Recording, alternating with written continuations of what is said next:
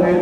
اللهم صل على سيدنا وشفيعنا مولانا عليه وسلم. الصلاة والسلام عليك يا رسول الله صلى الله عليه وسلم. حضرات کے رمضان مبارک کا برکت والا مہینہ تھا اور ہم لوگ سید الایام سب سے اچھی جگہ مسجد میں موجود ہے.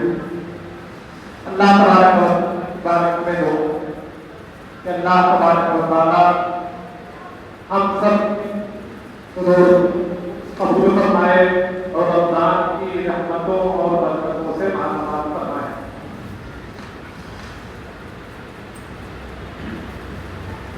جو لوگ مسجد میں اعتکاف کی نیت نہ کیے ہو وہ لوگ اعتکاف کی نیت کر لیں. وہ ثواب کے مستحق وہ توازن کریں.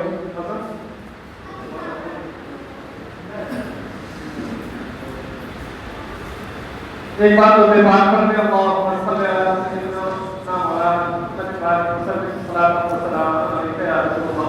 صلی اللہ علیہ وسلم. تو پچھلے جمعہ میں ہم نے زکوٰۃ کے تعلق سے بیان کیا تھا. آج ہمیں سمجھنا یہ ہے کہ زکوٰۃ کن مالوں پر واجب ہے اور کن لوگوں پر واجب ہے. تیسری چیز یہ سمجھنا ہے کہ زکوٰۃ کی رقم کن لوگوں کو دینی چاہیے. سب سے پہلی چیز کہ زکوٰۃ کس کس مال پر دیا جاتا ہے. تو ہر مال پر زکوٰۃ نہیں ہے. کچھ ہی مال ایسے ہیں جس پر زکوٰۃ واجب ہوتی ہے شرطوں کے ساتھ. ان میں سب سے پہلا مال سونا اور چاندی. دوسرا مال کرنسی یعنی روپیے پیسے. اور تیسرا مال تجارت. اور چوتھا مال چرائی کے جانور. کیونکہ چوتھا مال جو چرائی کے جانور ہیں وہ ہمارے یہاں پائے نہیں جاتے ہیں اس لیے اس پر بحث نہیں ہوگی. صرف 3 مال ایسے ہیں جو یہاں پر پائے جاتے ہیں. سونا اور چاندی بھی ہوتا ہے, روپیے پیسے بھی لوگوں کے پاس ہوتے ہیں اور ساتھ ہی ساتھ مال تجارت بھی ہوتے ہیں. انہیں 3 مالوں کے بارے میں گفتگو ہوگی. سب سے پہلا ہے سونا اور چاندی. سونا اور چاندی ایک یہ ایسا مال ہے جو مال نامی ہوتا ہے. مال نامی کا مطلب یہ ہے کہ یہ فطری طور سے پیدائشی طور سے اللہ تبارک و تعالیٰ نے اس میں بڑھاؤ کا مادہ رکھا ہے. اس کی قیمت میں اضافہ ہوتا رہتا ہے. تو سونا اور چاندی اگر کسی کے پاس ہے اور وہ بھی سونا 7.5 تولہ اور چاندی 12.5 تولہ جس کا موجودہ وزن 653 گرام 184 ملی گرام جس کے پاس ہے تو اس کے اوپر زکوٰۃ واجب ہے. سونے کا معاملہ یہ ہے کہ سونے کا نصاب اگر دیکھیں گے تو سونے کا نصاب بہت زیادہ ہو جاتا ہے. تقریباً 5 لاکھ کے اوپر ہوتا ہے. اور ابھی آج ہی ہم نے معلوم کیا کہ چاندی کا نصاب 12.5 تولہ صرف اور صرف 42,000 میں ہو جاتا ہے. جس کے پاس 42,000 روپیے ہیں وہ نصاب کا مالک ہے. تو اب اگر کسی کے پاس سونا اور چاندی دونوں ہے تو اب سونے کو نہیں دیکھا جائے گا بلکہ چاندی کو دیکھا جائے گا. اگرچہ 12.5 تولہ سے کم ہو. فرض کیجیے کسی کے پاس 1 تولہ سونا ہے اور 1 تولہ چاندی ہے تو چاندی کو اگر دیکھیں گے تو نصاب سے بہت کم ہے اور سونا کو دیکھیں گے وہ بھی نصاب سے کم ہے. لیکن اس کا ضابطہ یہ ہے کہ جب دونوں چیزیں جمع ہو گئی تو اب دونوں کو ملایا جائے گا اور دونوں کی جو قیمت ہوگی اس قیمت کے اعتبار سے چاندی کے نصاب کو دیکھا جائے گا. اگر چاندی کے نصاب کو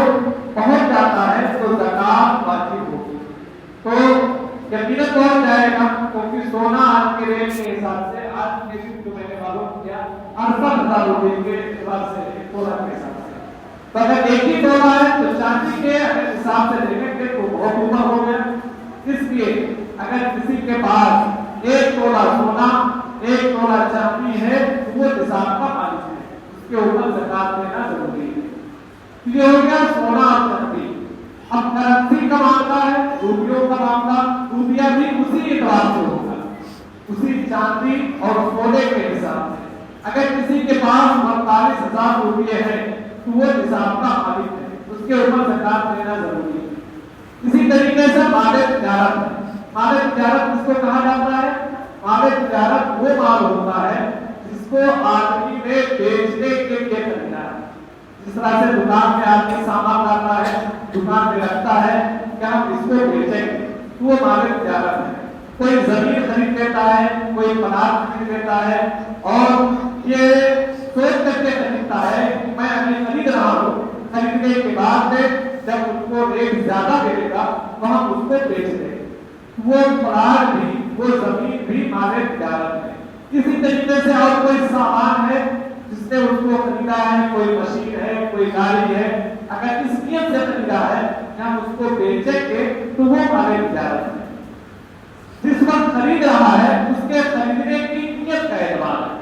अगर जमीन को इसलिए खरीदा हम इसमें मकान करवाएंगे, दुकान करवाएंगे, गाड़ी को इसलिए खरीदा हम अपनी जरूरत के लिए चलेंगे या किराए पर चलवाएंगे, तो वो माले तिजारत नहीं।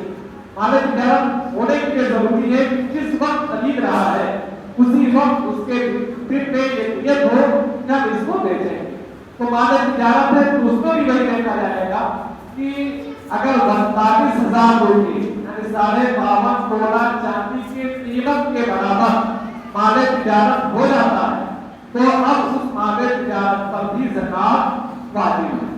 क्योंकि चराई के जानवर यहाँ पाए नहीं जाते, इसलिए इसको मैं यहाँ पर खोल देता हूँ। तो ये माल हो गए, सोना, चांदी, करेंसी, नोट और इसी तरीके से माले तिजारत, इन तमाम माल पर ज़कात वाजिब है। अब इस माल पर ज़कात वाजिब होने के लिए कुछ शर्तें हैं। पहली शर्त ये है कि वो नए से वाजिब कर्ज ना हो। अगर इसके पास निसाब के बराबर माल भी है, फर्ज कीजिए किसी के पास 50,000 रुपये है और उसके ऊपर 25,000 का कर्जा भी, तो 50 में से 25 निकालेंगे तो 25 ही बचेगा। अब वो निसाब को नहीं पहुंच रहा है, इसलिए उसके ऊपर ज़कात नहीं वाजिब होगी। तो ज़कात वाजिब होने के लिए जरूरी है कि निसाब नए से वाजिब हो, यानी उस पर कोई कर्जा ना हो। अगर नए में मशगूल है तो फिर ज़कात वाजिब नहीं होगी। दूसरी शर्त यह है कि उस निसाब पर हौलाने हौल हो जाए। हौलाने हौल का क्या मतलब है? हौलाने हौल का मतलब यह है कि पूरा साल गुजर जाए, इसके ऊपर पूरा साल गुजर जाए। फर्ज कीजिए 18 रमजान को कोई शख्स 45,000 रुपये का मालिक हुआ, तो वो निसाब का मालिक हो गया, लेकिन अभी उसके ऊपर ज़कात नहीं। कब ज़कात वाजिब होगी? जब पूरा साल हो जाएगा, यानी आइंदा साल 18 रमजान आएगा, जिस वक्त उसके पास पैसे आएंगे उसी वक्त उसके ऊपर ज़कात वाजिब है। तो ये शरीयत का कानून है, शरीयत का कायदा है कि निसाब का मालिक हो और उस निसाब पर वो पूरा साल गुजर जाए तो अब उसके ऊपर ज़कात वाजिब हो। अब अगर कोई शख्स 18 रमजान को निसाब का मालिक हो गया, फिर बीच साल में, शव्वाल में, ज़िलक़ादा में, ज़ुल्हिज्जा में अल्लाह ने उसको नवाजा, उसके पास और पैसे आ गए। इसी तरीके से शाबान के महीने में, यानी रमजान से एक महीना पहले इसके पास और पैसे आ गए, बल्कि अगर 18 रमजान के बजाय 15 रमजान किसी के पास पैसे आ गए, 18 रमजान से पहले किसी के पास पैसे आ गए, तो जो निसाब का मालिक पहले हुआ था पिछले 18 रमजान, उसी में इस पैसे को भी जोड़ देंगे और जितना पैसा हो जाएगा मजबूरी एतबार से सबके ऊपर ज़कात। ऐसा नहीं है कि हर माल का अलग अलग फलाने हौल जरूरी है। एक माल का फलाने हौल हो गया तो अब जितना माल उसके पास आता रहेगा زیادہ 18,000 کو اس کے اوپر جتنا اس کے پاس مال ہے زکات اس کے اوپر واجب ہے۔ اور ایک چیز اور ذہن میں رکھ لیں کہ زکات کو واجب ہوتی ہے عربی مہینے کے اعتبار سے۔ اگر اسی مہینے کے اعتبار سے کوئی پورا سال گزرتا ہے اور عربی مہینے کے اعتبار سے بھی پورا سال گزرتا ہے، لیکن زکات جو واجب ہوتی ہے وہ عربی مہینے کے اعتبار سے ہوتی ہے، انگریزی مہینے کے اعتبار سے نہیں ہوتی۔ کیونکہ کوئی شخص اگر انگریزی مہینے کے اعتبار سے زکات دے گا تو اب وہ سال میں 10 دن عربی مہینہ تو عربی سال پڑیں گے اور انگریزی سال پڑیں گے، تو عربی سال میں انگریزی سال کے اعتبار سے 10 دن کم ہوتا ہے، تو اب 10 دن کی زکات اس کے اوپر رہ جائے گی۔ اس لیے ضروری ہے کہ ہر آدمی اپنے نصاب کو یاد کرے کہ ہم کب مال کے نصاب ہو رہے ہیں، تو وہ اسی عربی مہینے کے اعتبار سے زکات ادا کرے۔ اور عام طور سے لوگوں کے ذہن میں یہ ہے کہ رمضان شریف میں زکات دینا چاہیے اور رمضان شریف ہی میں زکات نکالتے ہیں، یہ بھی صحیح نہیں ہے۔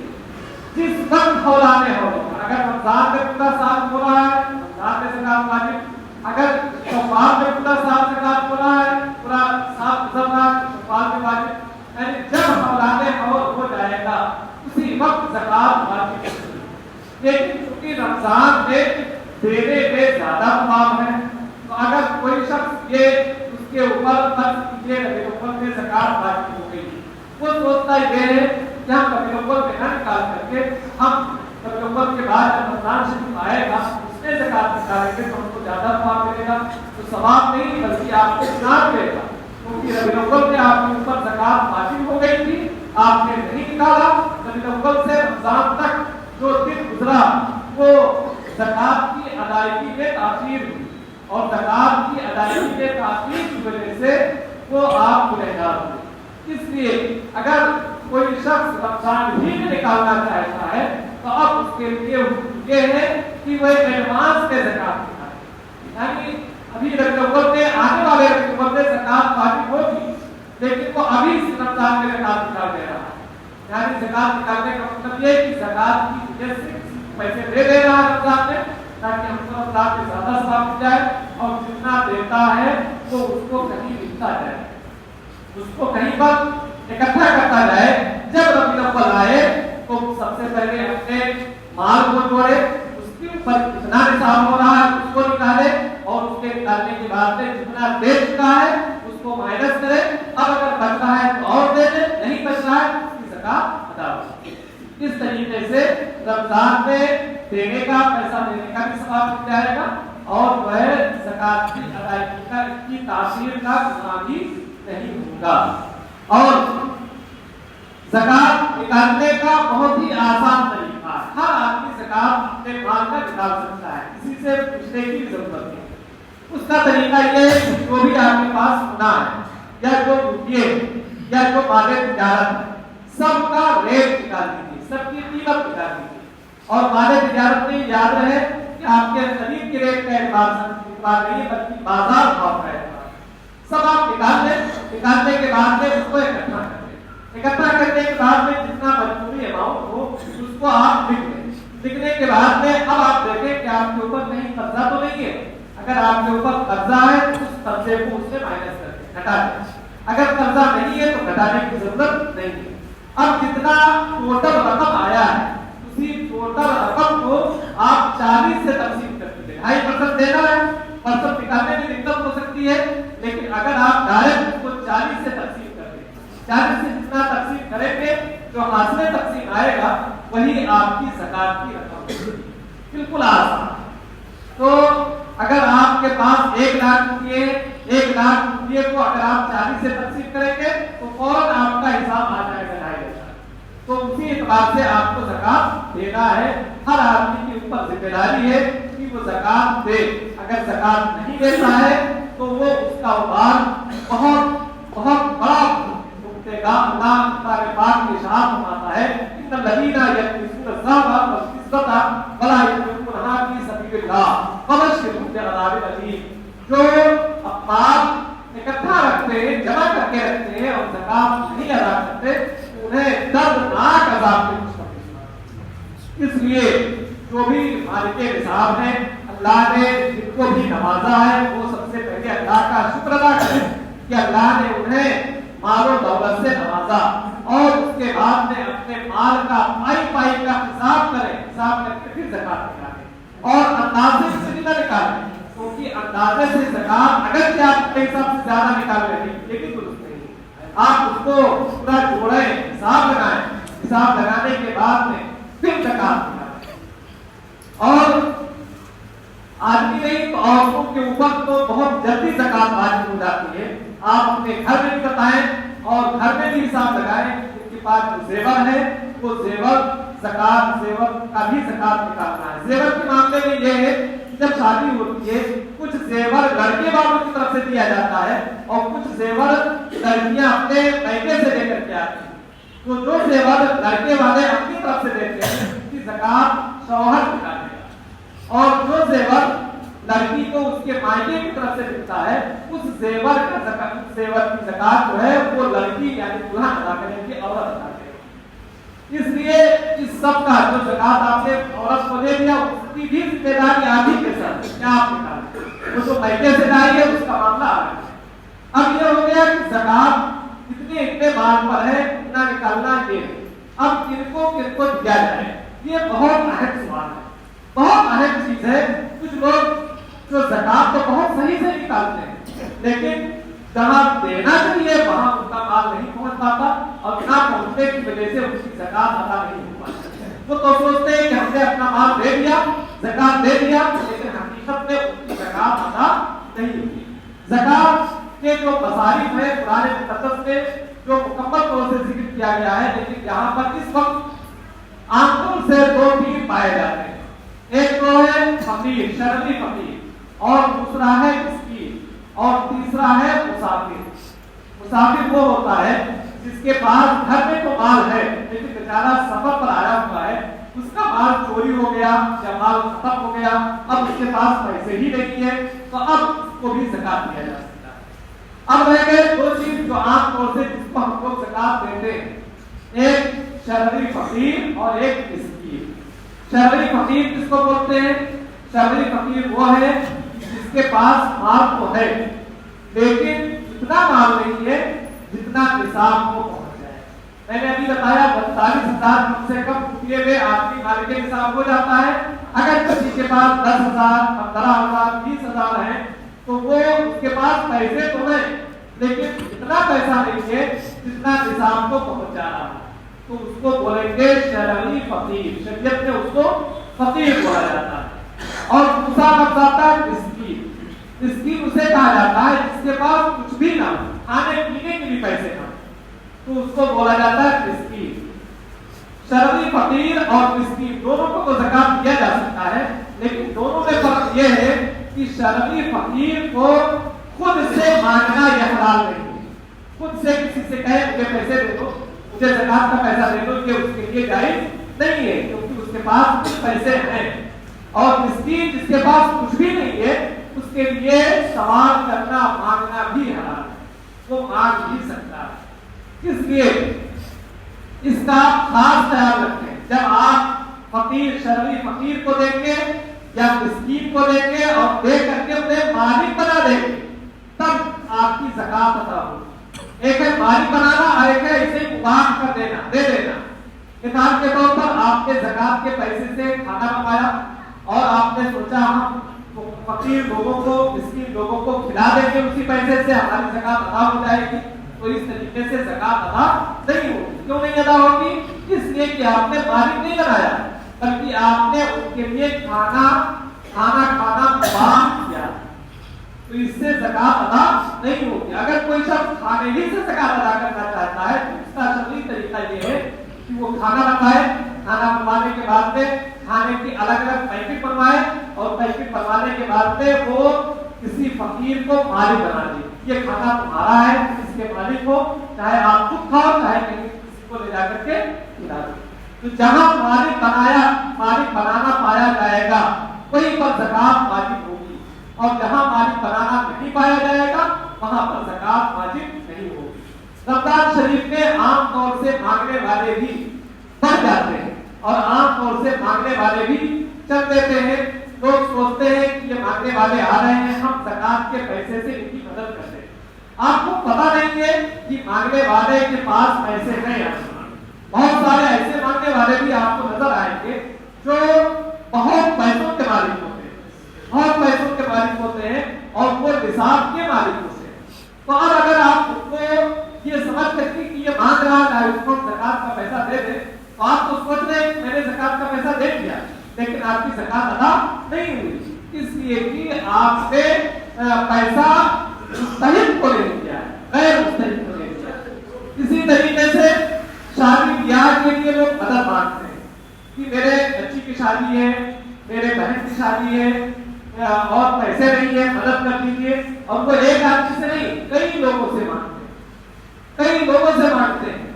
तो अब अगर देखा जाएगा कि अगर आपने उनको उस वक्त पैसा दिया जिस वक्त उनके पास इतना पैसा नहीं था जो निसाब को पहुंच जाए, यानी 45,000 रुपये से इस वक्त के हिसाब से बता रहा हूँ, ये घर पर भी सकता है, आज के रेट के हिसाब से बता रहा हूँ, 45,000 रुपये उनके पास पहले से आ चुके हैं, फिर आप उनकी मदद कर रहे हैं, तो आपकी ज़कात अदा नहीं होगी, इसलिए कि वो पहले से मालिक के हिसाब वो ज़कात देने का मुस्तहिक ही नहीं था, तो आपने उसको ज़कात का पैसा दिया तो ज़कात अदा ही नहीं होगी। इसलिए जब तक आपको कंफर्म ना हो जाए कि इसके पास इतने पैसे हैं जो ज़कात को पहुंच रहे हैं, तो अगर आपको कंफर्म है या शुबहा है या नहीं मालूम है, तब भी आप उसको पैसे ज़कात का ना दें। आप मदद करता हूँ, आप तब भी मदद कीजिए, अपनी तरफ से मदद कीजिए, लेकिन ज़कात की रकम से आप उसकी मदद ना कीजिए, इसलिए कि अगर ज़कात की रकम से आप उसकी मदद करते हैं तो आपके ज़हन में रहेगा कि हम वाजिब से बड़ी जिम्मा हो गए, हमने ज़कात अदा कर दिया, लेकिन हकीकत ये है कि आपकी ज़कात अदा नहीं हुई। इसलिए ये बहुत जरूरी है कि ज़कात निकालने के बाद में सबसे अहम जिम्मेदारी है कि आपकी ज़कात अदा हो जाए, और आपकी ज़कात उसी वक्त अदा होगी जब मुस्तहिक के तक पहुंचेगा।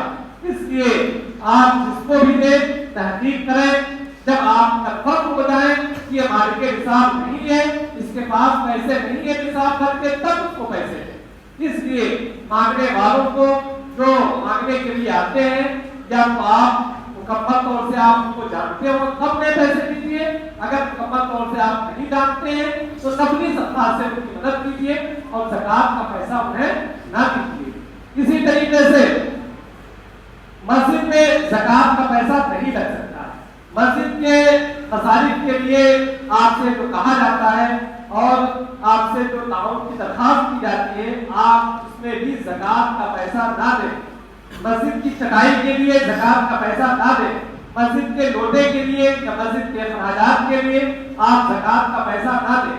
आप सोचें कि मैंने पैसा दे दिया ज़कात का, लेकिन आपकी ज़कात अदा नहीं होगी। इसलिए ज़कात अदा होने के लिए जरूरी है कि मुस्तहिक़ ज़कात को मालिक बनाया जाए। मुस्तहिक़ ज़कात को जब मालिक आप बनाएंगे तभी आपकी ज़कात अदा होगी, और अगर मुस्तहिक़ ज़कात को मालिक नहीं बनाएंगे तो ज़कात अदा नहीं होगी। हाँ, मदरसे वगैरह में ज़कात की रकम तो लगाई जाती है, वो भी डायरेक्ट नहीं लगाई जाती, बल्कि वो हीला शरई के बाद लगाई जाती है। इसलिए कि अगर हीला शरई से पहले किसी मदरसे ने वैसे ही ज़कात लगा दी गई तो तब भी आपकी ज़कात अदा नहीं हुई। इसलिए कि ज़कात के असल मुस्तहिक़ फकीर है और ज़कात के असल मुस्तहिक़ मिस्कीन है। जब इनको दिया जाएगा तब ज़कात अदा हो जाएगी। तो मस्जिद के जो मदरसे के जिम्मेदारान हैं, जब वो पैसा वसूलते हैं तो पैसा वो महफूज रखते हैं। जब पैसा इकट्ठा हो जाता है उसका हीला शरई करते हैं। जब हीला शरई मुकम्मल हो जाती है तब जाकर के उसका पैसा लगाते हैं। आप वहां जहां भी चंदा दें तो इसकी भी आप तहकीक करें कि वहां पर हीला शरई का नस्ब है या नहीं। अगर हीला शरई का नस्ब नहीं है, अगर से आप मदरसों में पैसे दे रहे हैं, आपकी ज़कात अदा नहीं होगी। तो बहुत अहम जिम्मेदारी है ज़कात निकालने के बाद ज़कात का अदा हो जाना, ज़कात मुस्तहिक़ तक पहुंच जाना, और ये सिर्फ और सिर्फ आप लोगों की जिम्मेदारी है, कोई किसी दूसरे की जिम्मेदारी नहीं। आपके ऊपर ज़कात वाजिब है, आपको पूरा करना है, कोई दूसरा की जिम्मेदारी नहीं। आप खुद सोचें कि हम कहाँ दें, कहाँ न दें, कहाँ हमारा ज़कात अदा होगी, कहाँ अदा नहीं होगी। یہ چند مسائل ہیں جو موٹی موٹی باتیں بھی بتا دی گئی، جن کو شبہ ہو وہ رابطہ کر سکتے ہیں، پوچھ سکتے ہیں زکات کے مسائل کے تعلق سے یا صدقہ فطر کے تعلق سے۔ آئندہ جمعہ میں انشاءاللہ تبارک و تعالیٰ صدقہ فطر کے تعلق سے ذکر کیا جائے گا۔ جن کو کچھ شبہ ہو وہ بات کر سکتے ہیں، لیکن شرط یہ ہے کہ آپ ایک ایک کا آئی کا حساب کر کے چھوٹی چھوٹی چیزوں کا حساب کر کے زکات نکالیں۔ اللہ تبارک و تعالیٰ آپ کو اس میں برکتیں عطا فرمائے گا۔